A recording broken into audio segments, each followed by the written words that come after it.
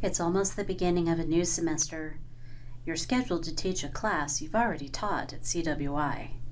But how do you replicate your Blackboard content without having to recreate it? This tutorial will demonstrate how to export your prior semester course and import it into your new semester course shell. The process begins in your old course, the one you've already taught and is now over. Depending on the semester, you may need to start in the Blackboard archive site. You can find the archive site at the following web address: bbarchive.cwidaho.cc. When you open the class you want to export, the very first thing you should do is check the course size. All courses need to be under 250 megabytes to export. So let's start the process and see how large our course is. I'm already in the class that I want to export, so I'm going to scroll down in the course management area to Packages and Utilities. When I click on that, I will be able to see the Export Archive course selections. I'm going to select Export Archive Course. I'm now in the Export Archive course area. To begin, I need to click on the dark gray Export Package button right under the explanation of the differences between export and archive. If you want to reuse the content in your course in a new semester, you always want to export. Now that I've clicked the Export Package button, you can see that I can calculate the package size of the course. You want to make sure that both of these bottom radio buttons are selected. You do want to include copies of links and include copies of files in your course. Once I've selected both of those options, I can calculate the size by clicking on the Calculate Size button.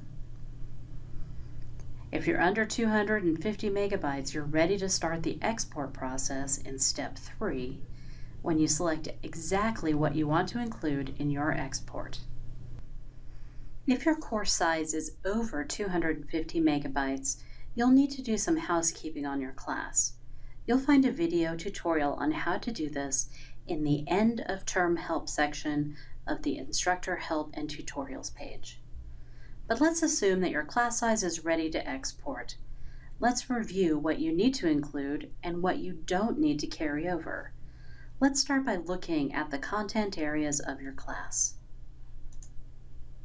You may want to carry your faculty information over, but remember, you'll still need to update with new office hours or contact information if it's changed. You do not want to carry over the syllabus and schedule. You'll be redoing it for the new semester and uploading it into your new class. You do want to take over any areas where you have content for your students. In this case, I will be selecting assignments, course documents, and if I have any quizzes or test content areas listed here, I would want to include those as well. You do not need to select student resources or course evaluation. Those already exist in your new course, and if you carry them over, it will cause them to duplicate, and that will increase both the size of your class and is confusing to students when they see two instances of these in their course menu area. Additionally, I will want to look for other areas that I might need to carry over. If I use scheduled announcements, I can take those over. If you use blogs, discussion boards, journals, or wikis, you will want to select those for your class as well. You can include collaborate sessions. You will always want to include your Grade Center columns and settings, and any rubrics that you use. If you use Retention Center, you can replicate the rules of your new class by taking those over. And the most important, if you have any tests that you operate through Blackboard, you need to take over the test surveys and pools area. When you are done selecting all of the areas that you want to carry over, by checking the list, click Submit. A message will appear that says that the action of exporting your course has been queued, and you'll receive an email when the process is complete.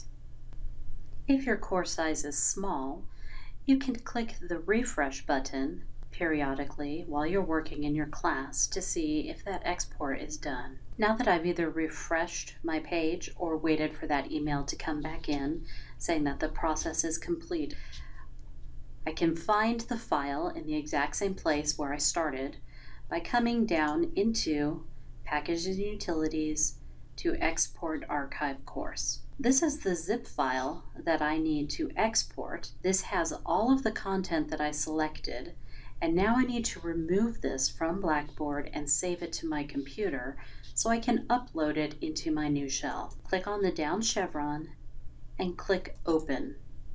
You'll be prompted to either open the file or save the file. You want to always save the file. Click OK, and now it is in my downloads area.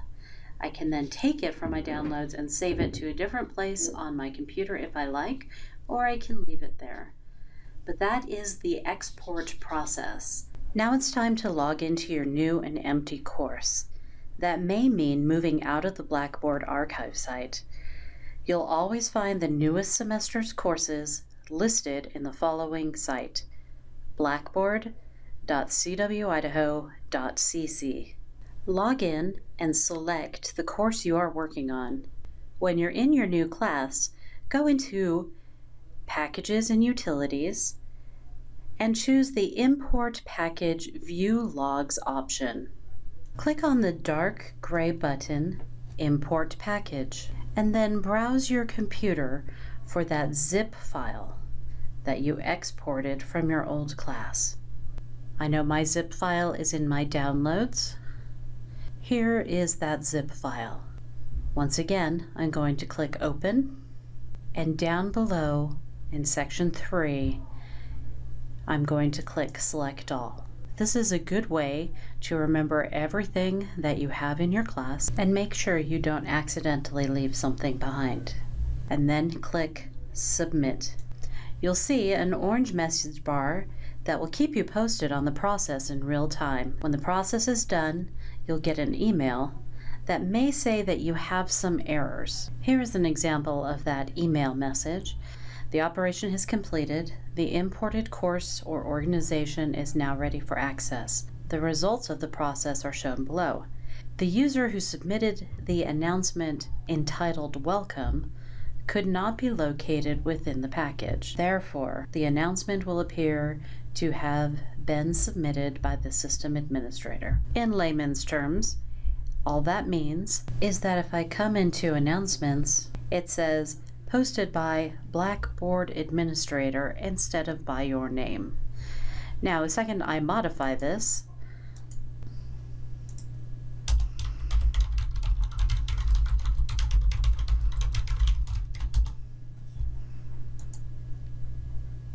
I will now have a name, my name, as the instructor associated with that announcement. That is most likely the only problem you will encounter when it comes to importing into your new Blackboard shell.